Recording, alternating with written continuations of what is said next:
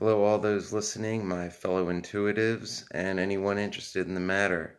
This is INFJ Integrity, and I'm sorry for the delay. It's been longer than I hoped before I posted another video, but I had to move last minute given my situation. If anyone's interested in my story with narcissism and narcissistic abuse, Refuge from Narcissism, Ollie Matthews' channel. There's a couple of videos that are about my story, starting with Baby Boomers, I Just Know, Baby Boomers, Sometimes Cinderella Has a Dick, and most recently, Baby Boomers, It Only Matters When It Happens to the Boomer. And I mention that because that's at the heart of what I'm going to talk about today. I've had a couple ideas for videos in my head. One, I was going to get in specifically of, how INFJ men view sex and love and relationships, because we're quite different from the majority of men. But right now I want to talk about narcissism, since that's relevant in my life right now, and the reasons why INFJs and also ENFJs are, main targets of narcissism for some of the same reasons, and some are a little different.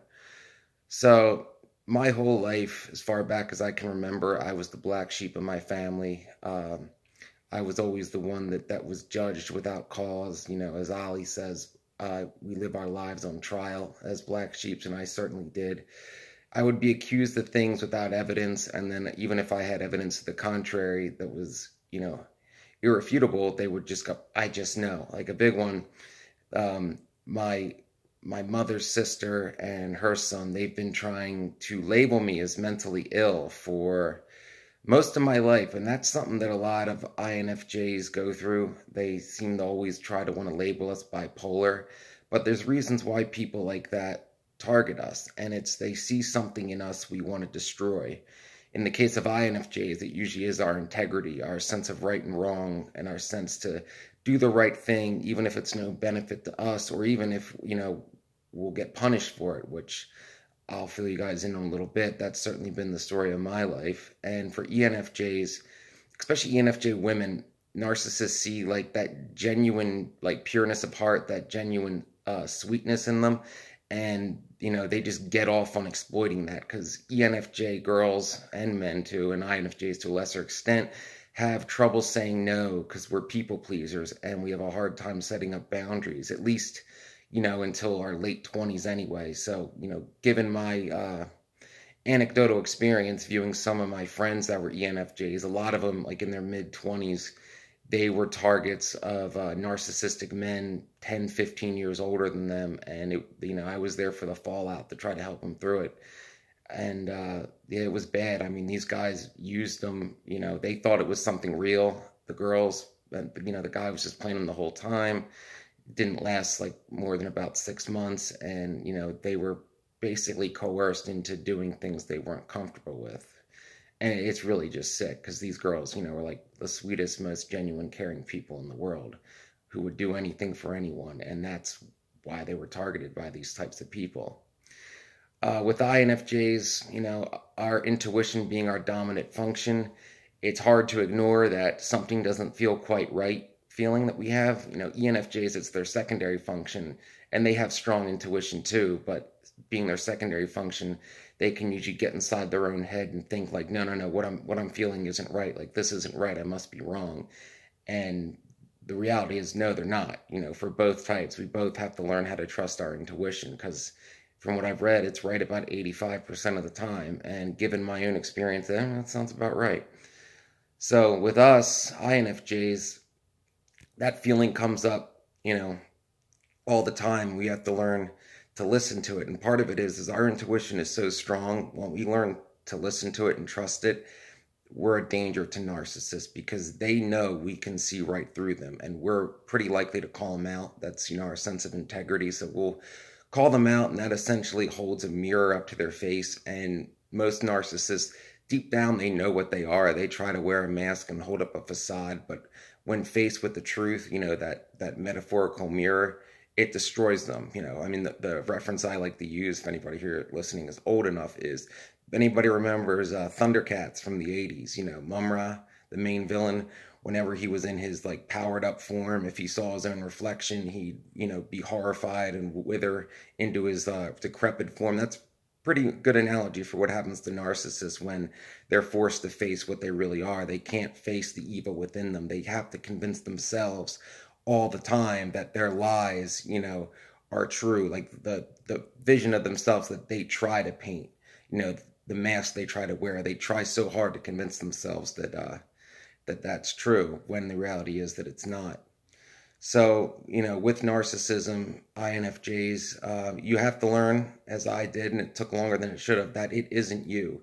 Normally, a narcissistic system, there'll be flying monkeys, which is, enablers of the narcissist, people that do the narcissist bidding. And you'll find, as I did, when you get away from that group of people, all of a sudden, it's like, ooh, why are all these new people I just met not seeing anything that, the people like back home saw? You'll soon, because they get inside of our heads, for years, and then we start to think, oh, there must be something wrong with me that I can't see. There must be some kind of deep-seated problem that like everybody else can see but me, when in reality it's not there usually, and it's only put into the heads of other people by, usually the main narcissist of the group. They'll basically convict you of it without any proof or trial. And like I said, it's because they see something in you that they want to destroy. They see you as a threat to like popping the bubble of their little delusional world where they're a king or queen. And the best thing to do is just stand up to them. I mean, yeah, go no contact when you can, but I'm saying in a situation where you're forced to have, at least some contact with these people, call them out. Make sure you have evidence, make sure you can back up your claims, use their own words against them, hold them to their own standard. They can't stand that because they like to try to set the rules that everybody must abide by. And, but apparently they don't apply to them. So call them out on their double standards. That'll have them wither and back off, because at that point they'll be like, they know I know, so they'll know you know their tactics and what they're up to. It does get easier though. I mean, I will admit, when you are able to go no contact and finally get around a good group of people and away from that narcissistic system, it's such a relief to realize that everything you've been told about what a screw up you are, or there's something wrong with you, you'll find out that it isn't true. I mean, in my case, everything they tried to accuse me of, I actually have medical proof that it's not true. So all these years of there's something wrong with me psychologically, for my recent jobs, I've had to undergo a very large battery of tests psychologically for jobs with the fire department. I mean, you're talking multiple written exams, over 2,000 questions, a 2-hour-long interview with a former FBI profiler, and a polygraph exam. So surely if something was wrong with me, they would have found it. But, the narcissists, I just know. That's their logic. And speaking specifically with narcissists, given the age of most of the people who watch these videos, and just in general with the people who still hold power, is the narcissism within the baby boomer generation as a whole. And while it isn't every single baby boomer, I would say with pretty strong confidence that the majority of the generation, so at least 51%, are narcissists, or at least have strong narcissistic tendencies. And they seem to all enable each other. Like, if a boomer says it, it's golden. So it doesn't matter if they have any proof or, they're even knowledgeable on the subject. If a boomer says it, the other boomers will automatically back each other up on it. I don't know if anyone else has noticed that. Like I said, if you're interested in boomer narcissism in particular, go to Refuge from Narcissism, Ollie Matthews' channel. He has a whole playlist on baby boomers, and in my opinion, that's his best work. Like I said, my story's in there as well. But, that whole generation has held the reins of power since the 1980s, and they're so narcissistic. They know the neoliberal status quo that they created is crap. They know, that they ruined Gen X, millennials, and now Gen Z's American dream. They stole it and sold us out for a few $100 in tax cuts back in the 80s. I mean, if anyone's old enough to remember, I barely am. Or if you just want to look at the videos on YouTube, listen to Ross Perot in 1992 warning them about NAFTA and the effects of it and how they're stealing their children's American dream. And it's kind of freaky how right he was, looking at how the country turned out. And they don't want anything to change. They've benefited off of this system. I mean, Private prisons, for example, locking up people and making money for it. Incarcerations have gone through the roof because it makes boomers money. College, I'm a great example of this. I went to the same state university as my father, both as in-state students too, with similar majors, and in inflation-adjusted dollars, he paid a third of what I did. Him in 78, me in 2009. I mean, how's that fair? And then you have the whole for-profit college thing where these 2-bit degree mills just overcharge you for something that's worthless. That was all created by the boomers. The whole college loan industry as a whole, jacking up the price of college to all pad their bottom line. And these private loans, which don't even give relief for COVID, it's something they didn't have to do, something their parents didn't do to them, but they sure sold us out, along with shipping all the union jobs away. They keep saying like, oh, well, college, college our whole lives. Because making a living, doing a union gig like they were able to do right out of high school, that's pretty much gone. I mean, I'm from the Rust Belt, and I've seen just in my lifetime, what was around job-wise in the early 90s compared to today is, it's night and day. I mean, it's night and day the opportunity they have. And even with a college degree that we had to go in debt for, we make on average 20% less for working the same job and more hours than they did. So wages have been stagnant since the 80s. They try like hell to hold on to power as much as they can. I mean, we have a demented walking death rattle as a president right now. And, he's a neoliberal. I mean, the whole reason we had the whole Trump revolution is because people were sick of like the neoliberal Clintonite status quo, because they abandoned the working class, the Democrats beginning with Bill Clinton. And that's, why people my age and younger, and some older people too, went on the Bernie train, because we're hoping to restore the country to as it was like in the New Deal era, back when we have the strongest middle class in the world, which, hasn't existed now since the 80s. But that generation doesn't want to listen to facts. They just, they want to remain at the top at all costs. They enjoy looking down their noses at us, despite the fact that a lot of us did everything that they told us to do growing up. I mean, I graduated college with honors.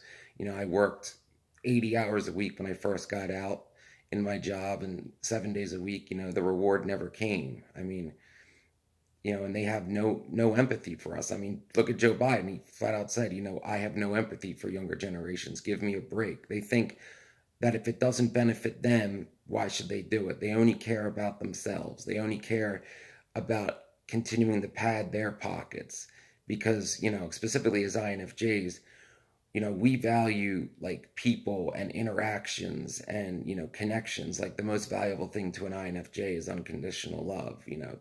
To a narcissist, it's things like the whole movement with the boomers, for example, bumper stickers like whoever dies with the most toys win. Now you see like, I'm spending my kids' inheritance. It's still my time, lifestyle lifts and all that. Like they're the generation that refuses to accept that they're old, and they can't say like, oh, well, it's every generation. No, because people my age, we're old enough to remember our World War II grandparents, and they weren't trying to act like teenagers in their 70s. Not any that I've seen. And, they've been gone a little while now, but it's totally different now with the boomers. So if anybody out there, wants me to go more in depth of any of the topics I discussed today, leave some comments down below. I promise these videos will get more concise as I go on. This is only my second one, and I got a lot going on right now.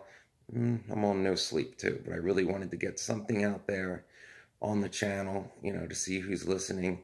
Like I said, my next video I intend to post is going to get in depth about INFJ men's view on, love, sex, intimacy, and all that, and our inability to make the first move, how we overthink things, how a lot of us, having been targets of narcissism, our self-confidence is crap, how we had to basically chameleon ourselves and hide our true identity. Like we have to fight our whole lives just to be ourselves because we're so much different than the average status quo person, especially status quo guy. We don't fit into societal norms that way. So, that's sure to be a more concise one, and that's something that, all INFJ men need to hear to know that it's not just you. Because when I was younger, my views were different than all my all my friends my own age who were just going out trying to get one night stands and stuff. And I'm like, man, why am I so different? Like, why am I the only one like this? And, any younger INFJs like in college, know that it's not just you. Like, yeah, we're only about 0.5% of the male population, but it isn't just you, and you shouldn't care, what the status quo is with how your quote's supposed to act. Just be who you truly are. Like, we're really good at not selling out. Again, integrity is important to us. So the main thing is there's going to be times in your life where you're going to feel like a complete and total outcast, and you're going to catch shit from your friends for being different. But at the end of the day, you're gonna take pride in yourself that you didn't sell out. However, I would suggest that if there's a girl you're into and you think she's into you, chances are she probably is, and you're overthinking it and too afraid to make the first move. I mean, when I was in college, short of a girl like grabbing me and kissing me or like jumping in my lap, I'd be like, nah, I'm just seeing what I want to see. And, almost all the time she was interested, but I was just too afraid to make the first move. It's a common thing with us. But back to narcissism, if anybody wants any more depth about narcissism or baby boomer narcissism in general, or wants me to go in depth about any of the narcissistic topics I breezed over in my own experience, leave a comment and I'll go more in depth about it. Like I said, my story's on Ollie Matthews' channel in those couple of videos, and that should give anybody who's interested a background into my situation, growing up with a borderline mother and a narcissistic aunt who kind of ran the family, and a father who was, a strong enabler and basically just let my mom run roughshod. Thanks for anybody who listened. Like I said, these will get more concise as I go on. These earlier videos, I'm kind of giving an overview of topics that I'm going to get in depth about. And thanks for anyone who took the time to listen. Please comment. I will respond. And have a good day, and be proud to be an intuitive.